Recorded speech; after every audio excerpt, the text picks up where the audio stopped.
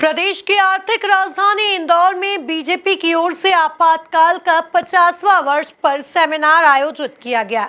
इस सेमिनार में बीजेपी के वरिष्ठ नेताओं ने आपातकाल पर अपनी बात रखी है। देखिए ये खास रिपोर्ट। बीजेपी जिला की ओर से आयोजित सेमिनार में पूर्व केंद्रीय मंत्री एवं वरिष्ठ नेता विक्रम वर्मा, सांसद शंकर लालवानी, प्रदेश उपाध्यक्ष जीतू जिराती, प्रदेश प्रवक्ता यशपाल सिसोदिया, विधायक उषा ठाकुर, मधु वर्मा, जिलाध्यक्ष रमन सिंह चावड़ा, निर्वतमान जिलाध्यक्ष चिंटू वर्मा, रवि रावलिया, पूर्व विधायक विशाल पटेल, प्रदेश कार्य समिति सदस्य गोपाल सिंह चौधरी, देवराज सिंह परिहार, राधेश्याम यादव, सुभाष चौधरी मौजूद रहे। लगाया था और कहने को बहुत सरल होगा हम सब लोगों के लिए, नौजवानों के लिए, जिन बात सब कुछ सजाया मिल रहा है कि 19 महीने का कठोर कारावास, 21 महीने का कठोर कारावास, 15 महीने का कठोर कारावास, देश के 1 लाख नहीं अभी तो 1 लाख से ज्यादा लोगों ने उसको अपने शरीर पर, अपनी आत्मा पर झेलने का काम किया, उनके परिवारों पर झेलने का काम किया और कई परिवार तबाह हो गए। तो ये इतनी सामान्य बात नहीं होना चाहिए।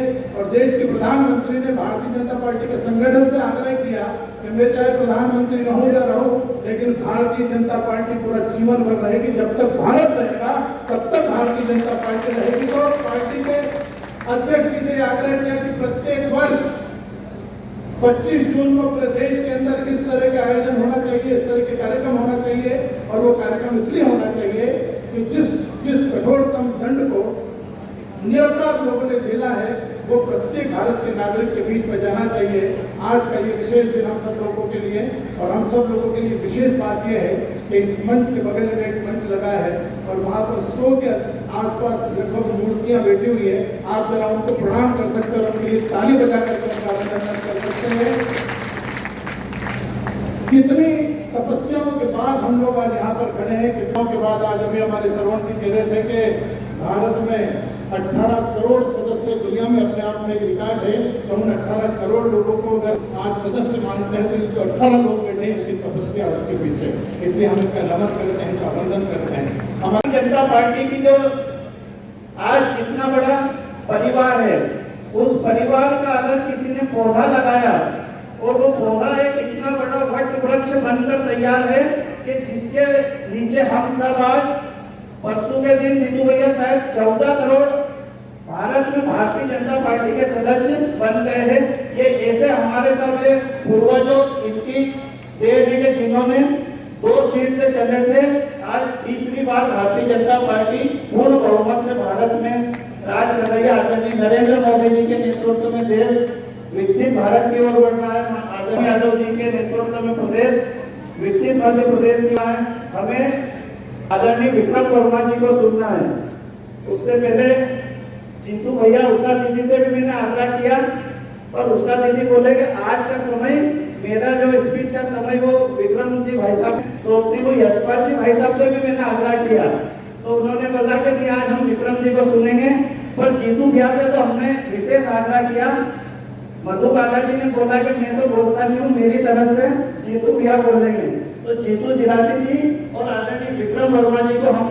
सेमिनार में अतिथियों ने लोकतंत्र सेनानियों का सम्मान शॉल उड़ाकर और श्रीफल भेंट कर किया। स्वागत भाषण कार्यक्रम संयोजक अंतर दयाल, संचालन सुनील गहलोत और आभार राम स्वरूप गहलोत ने माना। सवाल इस बात का, हमने पाकिस्तान के खिलाफ युद्ध नहीं छेड़ा। हमको लोगों के बीच में बातें बताने की आवश्यकता है। ये केवल भाजपा का कार्यकर्ता बता सकता। हमने युद्ध नहीं छेड़ा। हमने कहा कि वहां पर लोगों के घर में घुस के मारेंगे। ये संकल्प था और संकल्प को प्रधानमंत्री और हमारी सेना ने पूरा किया। युद्ध की तैयारी तो पाकिस्तान ने की, उसने ड्रोन चलाए, तो हमने उसका प्रतिकार किया।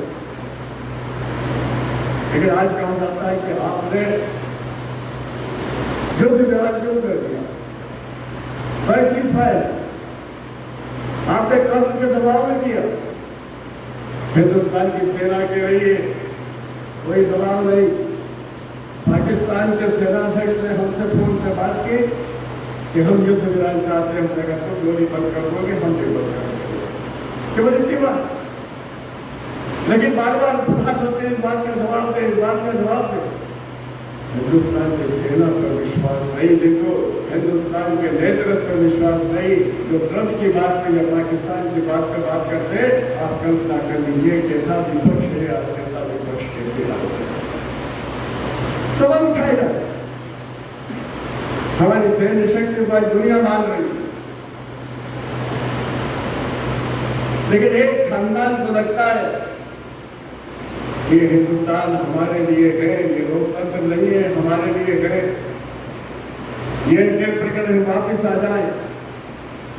आज केवल संविधान दिखाया जा रहा है, मौका मिलेगा इसी संविधान के धज्जियां उड़ाई जाएगी, इस संविधान को नष्ट किया जाएगा।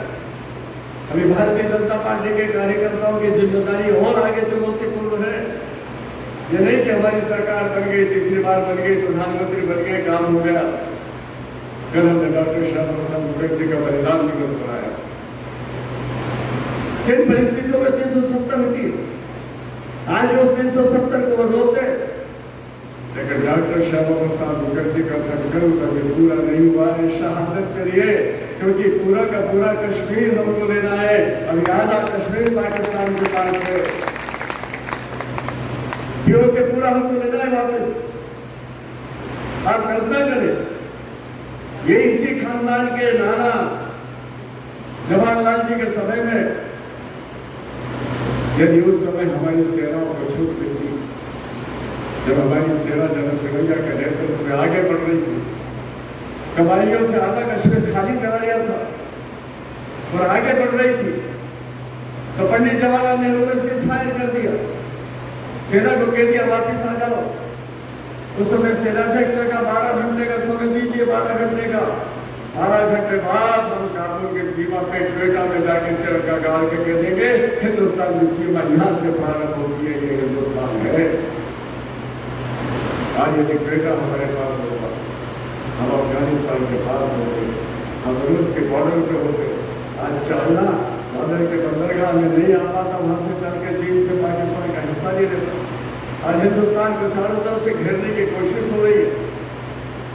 बंधुओं, ये तो आप लोगों की ताकत थी, आपके पूर्वजों की ताकत थी, ये बैठे हुए हमारे नेताबंदियों की ताकत थी, जिन्होंने लड़ाई लड़के हिंदुस्तान के लोकतंत्र को बचाया।